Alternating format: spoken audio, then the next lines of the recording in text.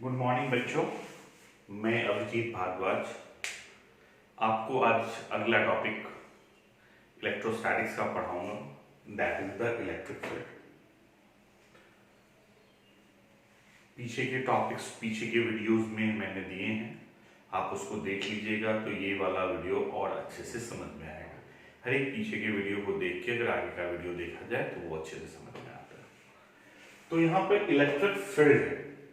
Electric field क्या है? जैसे अर्थ के चारों तरफ का स्पेस है जिसमें दूसरा कोई चार्ज आता है तो उस पर मास आता है तो उसको वो अट्रैक्ट करता है। उसी तरह चार्ज के चारों तरफ का स्पेस जिसमें कोई दूसरा चार्ज आएगा तो उसको फोर्स एक्सपीरियंस होगा, उस स्पेस को इलेक्ट्रिक फील्ड कहते हैं। जैसे अर्थ के चारों तरफ का स्पेस जिसमें कोई भी ऑब्जेक्ट को रखेगा तो अर्थ उसको अपनी तरफ अट्रैक्ट करेगा, उसी स्पेस को क्या बोलते हैं? Gravitational field. सिमिलरली अगर चार्ज के चारों तरफ का स्पेस जिसमें आप किसी दूसरे चार्ज को रखिएगा तो उस पर फोर्स लगेगा, उसको आप इलेक्ट्रिक फील्ड कहते हैं। तो इलेक्ट्रिक फील्ड क्या हुआ? किसी भी चार्ज के चारों तरफ का स्पेस जिसमें दूसरे चार्ज को रखा जाए तो उस पे फोर्स लगेगा, उसको आप इलेक्ट्रिक फील्ड कहोगे। उसको आप क्या कहोगे? Electric field. तो किसी भी चार्ज के चारों तरफ का स्पेस जिसमें आप दूसरे चार्ज को रखोगे तो उस पर फोर्स लगेगा, वो इलेक्ट्रिक फील्ड है। फॉर एग्जांपल देखिए, यहां एक क्यू चार्ज है। इस क्यू चार्ज पे हमने यहां क्यू नॉट चार्ज रखा। अब ये क्यू चार्ज इस क्यू नॉट चार्ज पे फोर्स लगा रहा है। अगर ये क्यू नॉट चार्ज यहां है तो यहां कोई फोर्स एक्सपीरियंस नहीं हो रहा है।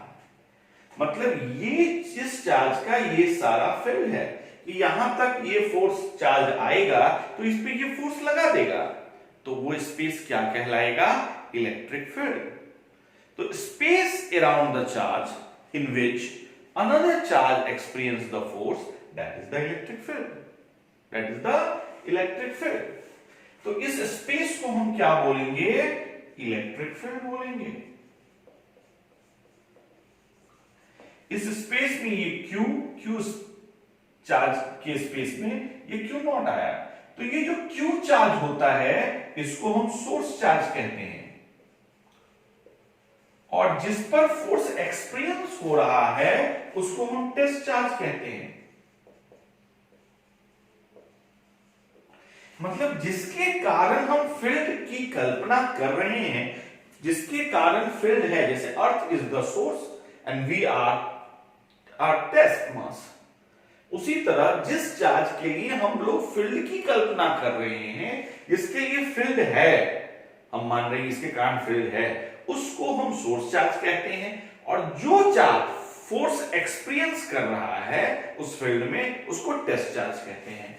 तो सोर्स चार्ज क्या होता है? सोर्स चार्ज क्या होता है? Charge which have electric field around it. Charge for which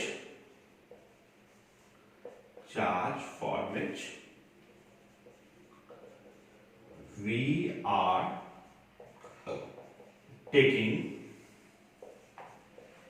electric field is called source charge। जिसके लिए आप फील्ड की कल्पना कर रहे हो that is the source charge। charge for which we are taking electric field is called source charge। जिसके लिए field की कल्पना हो रही है that is the source charge। और जिस पर फोर्स लग रहा है वो टेस्ट चार्ज है। सोर्स चार्ज पॉजिटिव या नेगेटिव हो सकता है। Source charge can be positive और नेगेटिव। सोर्स चार्ज पॉजिटिव या नेगेटिव हो सकता है, मगर टेस्ट चार्ज जो होता है वो हमेशा पॉजिटिव होता है।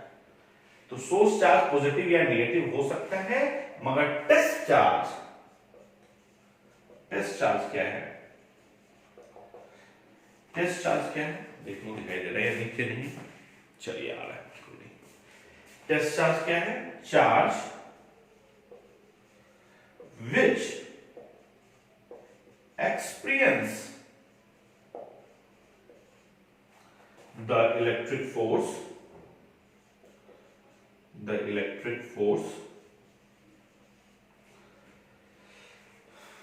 charge which experience the electric force is called test charge. Charge जिस पे फोर्स लग रहा है that is the test charge.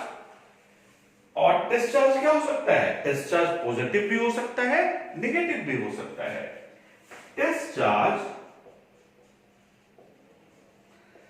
Can be positive, test charge is always positive. Test charge is always positive. Source charge positive या negative हो सकता है, test charge हमेशा ही पॉजिटिव होता है। टेस्ट चार्ज हमेशा ही पॉजिटिव होता है। सोर्स चार्ज पॉजिटिव या नेगेटिव हो सकता है, टेस्ट चार्ज हमेशा पॉजिटिव ही होता है। तो इलेक्ट्रिक फील्ड हम लोगों ने समझा। इलेक्ट्रिक फील्ड क्या है? किसी भी चार्ज के चारों तरफ का स्पेस जिसमें हम दूसरे चार्ज को रखें तो उस पर फोर्स लगे तो उसको आप टेस्ट चार्ज कहते हो, सॉरी उसको आप इलेक्ट्रिक फील्ड कहते हो। जिसके कारण फील्ड है वो सोर्स चार्ज है, जिस पर फोर्स लग रहा है वो टेस्ट चार्ज है। सोर्स चार्ज पॉजिटिव या नेगेटिव हो सकता है, टेस्ट चार्ज कभी भी नेगेटिव नहीं होता, हमेशा पॉजिटिव लेते हैं उसको।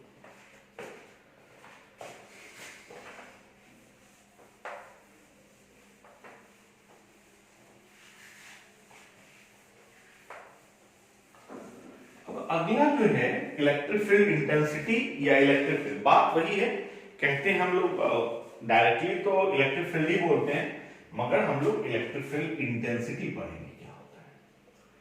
Electric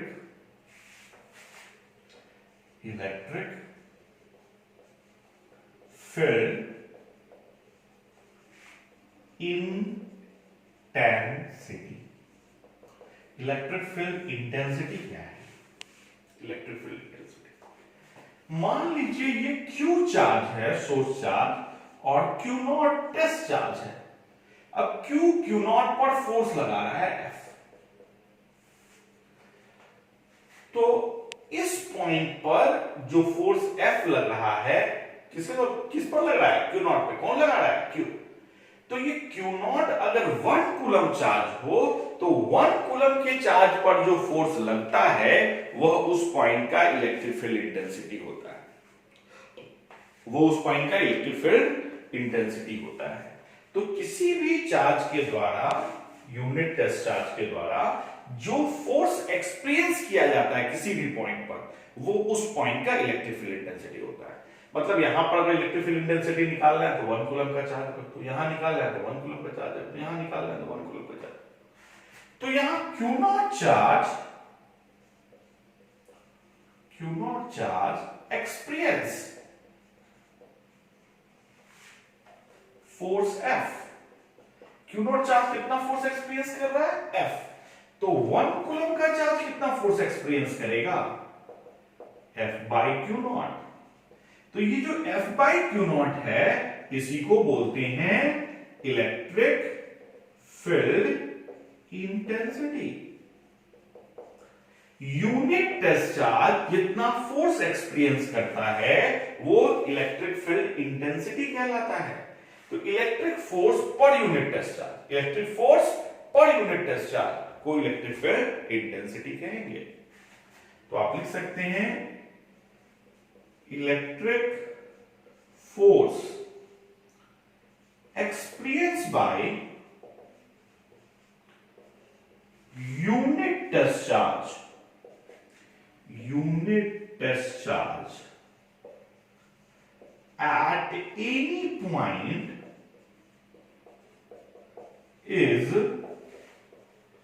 known as electric field intensity at that point. किसी भी पॉइंट पर अगर आपको इलेक्ट्रिक फील्ड इंटेंसिटी निकालना है तो सिंपली वहां पे 1 कूलम का चार्ज रख दो। 1 कूलम के चार्ज पर जो फोर्स लगेगा वह उस पॉइंट का इलेक्ट्रिक फील्ड इंटेंसिटी कहलाएगा। तो electric force experience by unit discharge at any point is known as electric field intensity at that point. तो इलेक्ट्रिक फील्ड इंटेंसिटी का फॉर्मूला क्या आ गया? F by Q naught. F by Q naught electric force per unit discharge. Electric field intensity it is denoted bye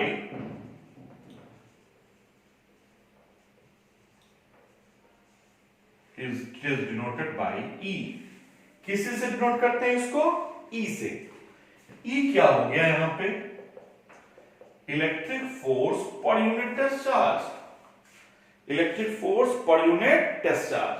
तो electric force per unit discharge जो होगा वो electric field intensity होगा। तो electric force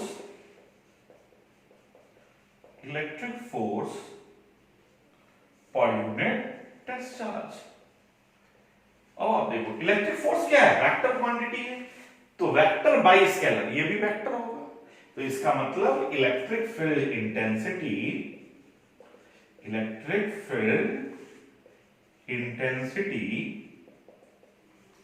is a vector quantity।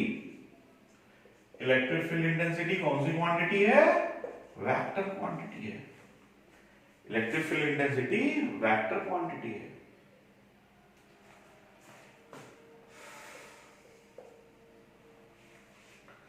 तो आप इस पे वेक्टर दे सकते हो E is equal to F by Q not. अब यहां देखो F और E दोनों का सेम डायरेक्शन है, या F इज इक्वल टू क्या हो जाएगा यहां पे? Q not E। स्केलर से मल्टीप्लाई करने पर अगर चार्ज पॉजिटिव हो तो इलेक्ट्रिक फील्ड का डायरेक्शन, पॉजिटिव क्वांटिटी से अगर वेक्टर को मल्टीप्लाई करते हैं तो मैग्नीट्यूड मल्टीपल हो जाता है, डायरेक्शन में कोई चेंज नहीं आता। अगर नेगेटिव क्वांटिटी से मल्टीप्लाई करते हैं तो क्या हो जाएगा? मैग्नीट्यूड मल्टीपल हो जाएगा, डायरेक्शन अपोजिट हो जाएगा। तो पॉजिटिव चार्ज है तो इलेक्ट्रिक फील्ड का डायरेक्शन इलेक्ट्रिक फोर्स के डायरेक्शन में होगा।